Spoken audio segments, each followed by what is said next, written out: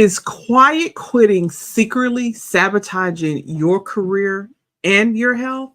Hello, everyone. Welcome back to my channel. Today, we're tackling a topic that's becoming increasingly relevant over the past couple of years, right? Quiet quitting. More specifically, I'm going to be addressing a silent struggle that has really been affecting Black women in the workplace long before there was even this term that became popular. I'm Dr. Twanna, and I'm an executive career coach specializing in helping mid and senior career Black women find fulfilling careers and achieve work life balance. Quiet quitting is a term that describes employees doing just enough to get by, right? Withdrawing from their work responsibilities and that being intensely engaged. Basically, they're disengaging from their roles. I'm doing what's on my job description, and that's about it. But for many Black women, this really isn't a new phenomenon. It's been a coping mechanism for dealing with systemic challenges such as racism and discrimination and lack of support long before we even had the name quiet quitting for it, right? So I do want to welcome your questions and your comments. I'll be sure to keep track over here, so you can feel free to drop those, in the comments. And if I do happen to miss one while I am live, I always circle back and answer questions. So those of you watching the replay, I invite you to leave questions and comments as well, because again, I always circle back and answer. Okay.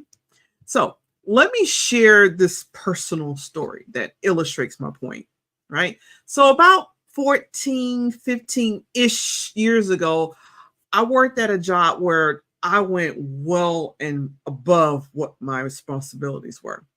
When I walked in the door, I hit the ground running. I was on it. Okay.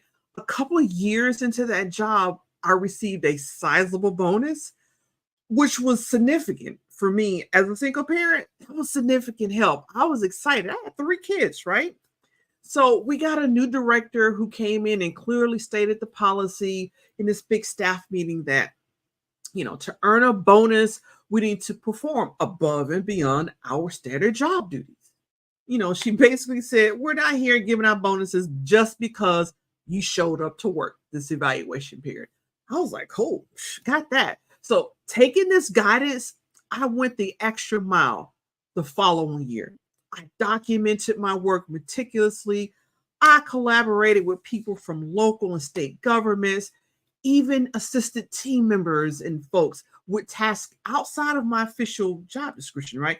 Wasn't my job assignment, but I helped. I was doing exactly what the director had advised in order to get that bonus. That's what she said. You got to work outside of your job description. Then evaluation time rolled around. All I wanted to know was, how much was I getting? Because I know I had done the darn thing.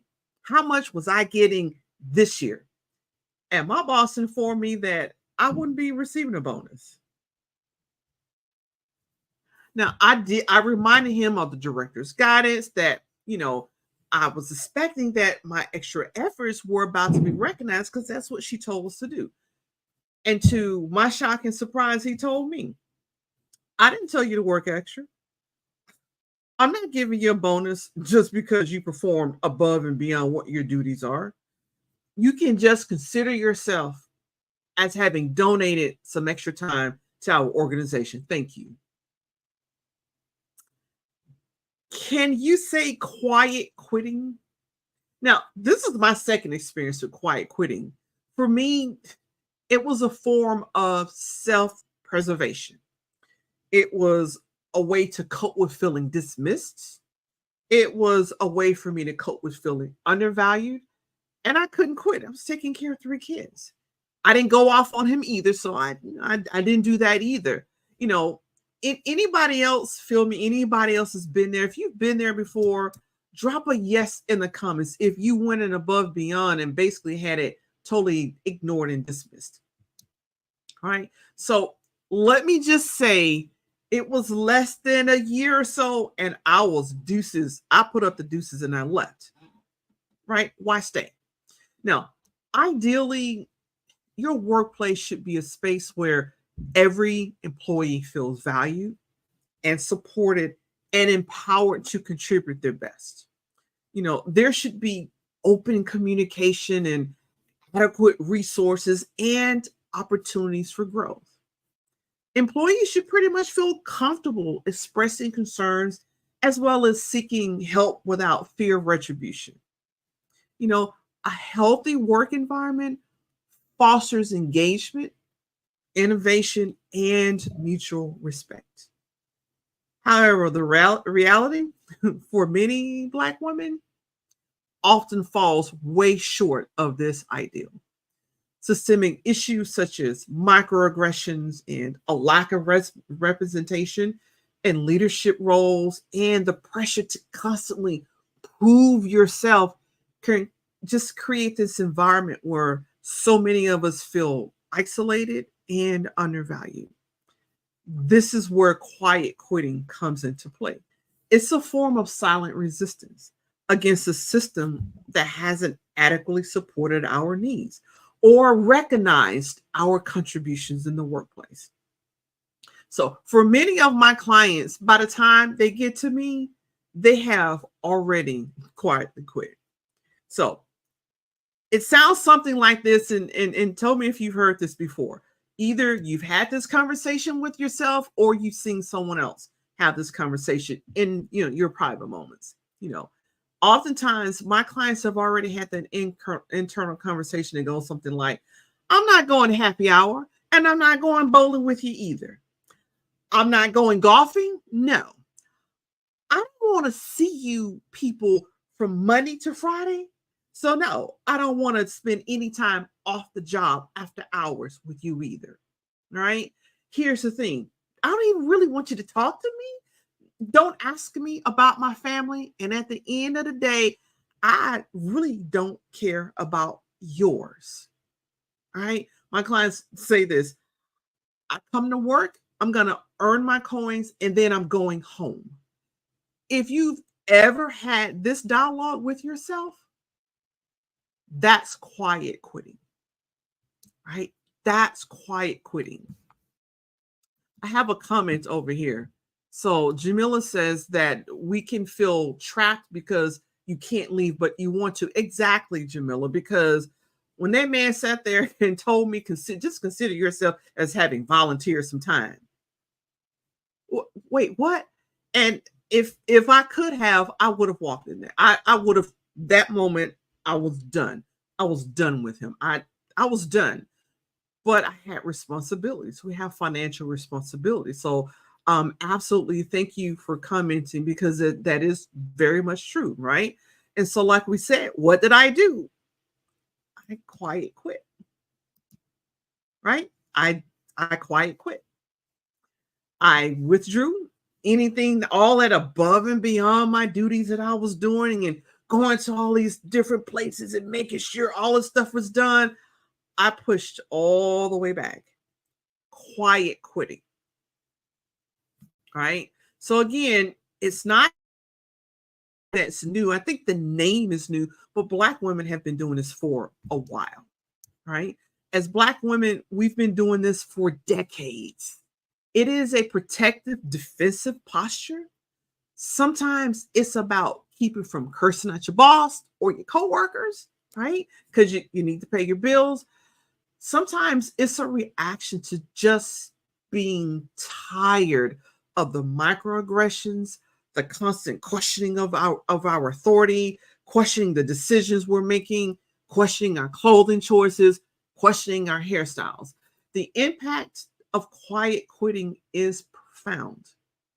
For many Black women, it represents again that form of self-preservation in response to all these relentless pressures.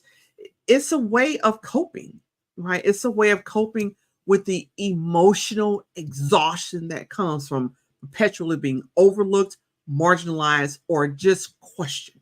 Okay. So I have another comment over here. Y'all keep them coming. So Jamila says, yes. She says, yes.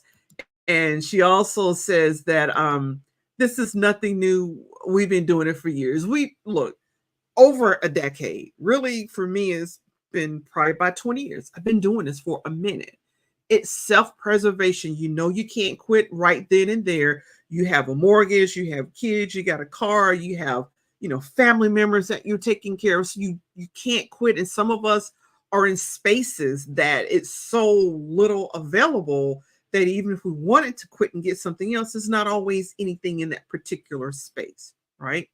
And so again, so we quiet quit. That's what we've been doing for years and years and years, right?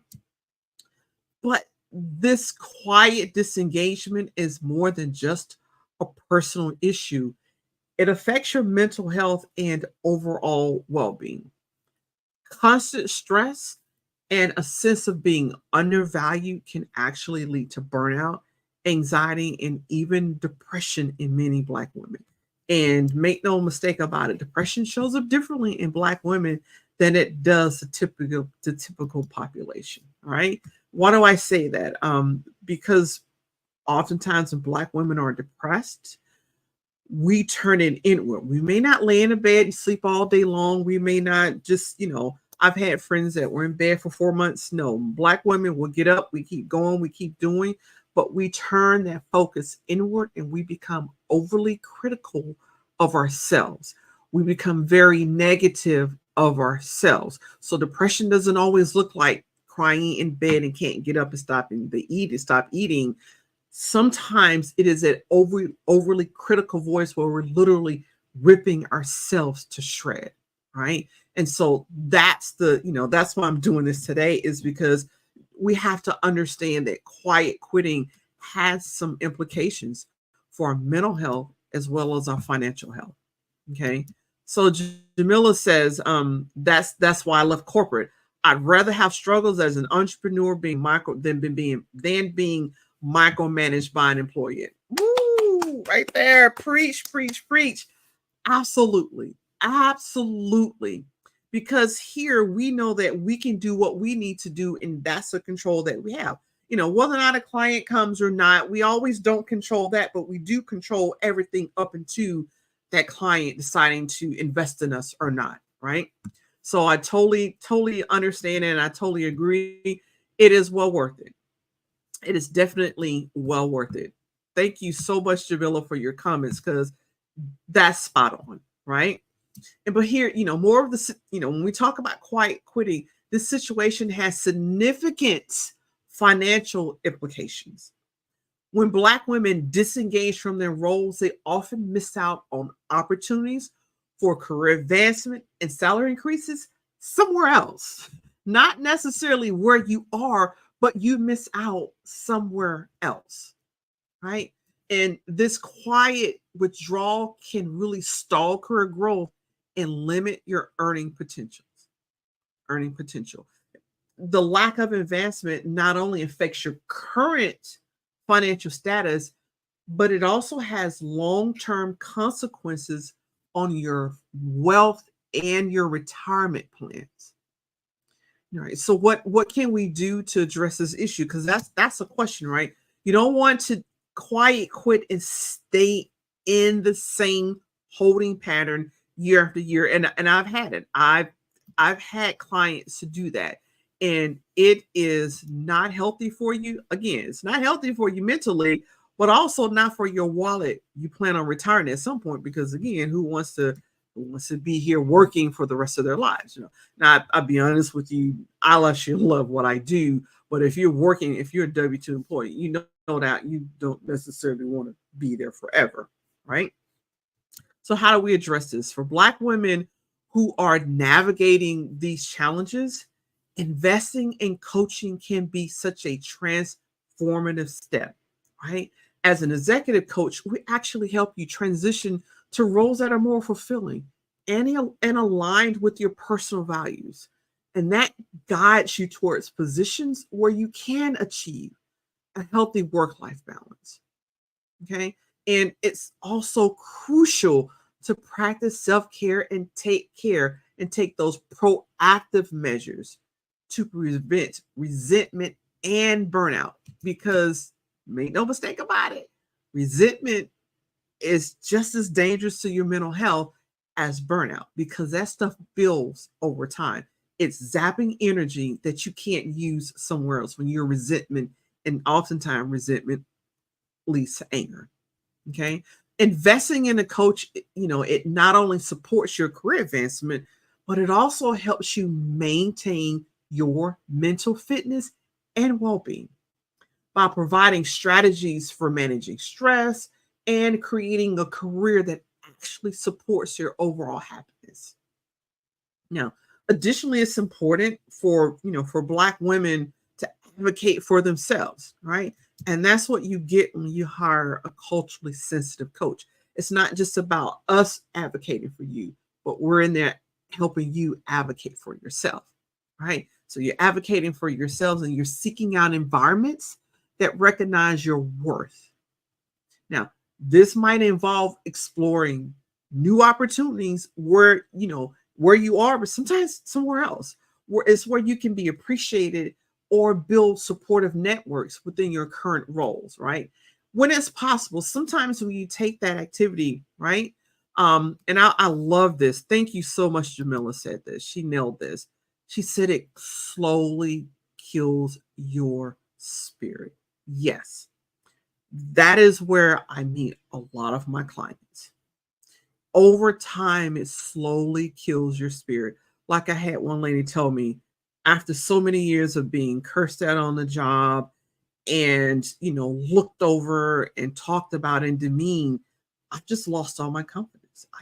I have lost my confidence. And so the thing is when you quietly quit and you stay in that holding pattern, it's not healthy. It's just not healthy for us, right? And so again, sometimes you can take proactive measures and you can develop networks within your current role, when it's possible. Oftentimes you do have to leave, right? You heard me say this particular time, it was about a year or so and I was gone. It took about that long for me to find something else. And sometimes it's a process of finding something else. All right. Now, prioritizing professional development and self-care is just crucial to managing the stress and maintaining well-being. All right. So, by being in and supporting more inclusive workplaces, we not only help prevent quiet quitting, but we also enhance overall employee engagement for you and for others. And we enhance that career satisfaction. Now, again, this may mean leaving for your better mental health and for career growth and financial stability, but it's worth it. It's worth every moment that you spend in a place that values you and values your authenticity. Right now, if you found yourself quietly quitting, just disengaged from your work, trying to protect your mental well-being by withdrawing from the toxic aspects of your job, you're not alone in doing that.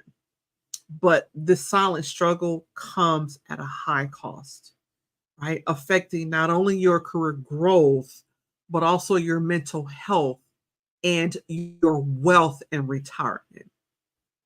The truth is, by stepping back, you may actually be missing out on valuable networking opportunities that can propel your career forward.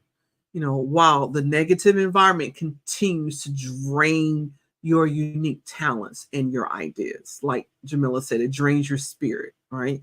So it's time to take control of your career and your well-being. So I invite you to take that first step. Set up a career solution call with me. All right. That's all it takes. It's just a 30-minute call where we hop on and we look at, a step by step. On this call, we'll map out a step-by-step plan tailored to your unique situation, helping you to transition to a more fulfilling role where your contributions are valued and your mental health is prioritized, and so is your health, your wealth, right? We want to be wealthy. We want to be able to retire when it's time to retire. And, once we're on this call and we go through everything, if I'm absolutely certain that I can help you, I'll guide you on how to take that next step towards a career and a life that truly aligns with your worth. So don't let quiet quitting silently sabotage your career. Schedule your career consultation call today, right? It's just one step toward that career and life that you deserve. All right. So the link will be in the it'll be in the comments and also in the description. Let's see if I did. Just 1 second. I'll put it in the chat. And for those of you, if it doesn't show up right now in the chat, I always circle back to put that back on all the different platforms, right? Because again, welcome to YouTube and LinkedIn and Facebook. And thank you for joining me today. So I will definitely put that out there for you. Thanks so much for viewing live with me today. And thank you for all of you who always catch the replay. Thank you all for that so much. And I'll see you in the next video.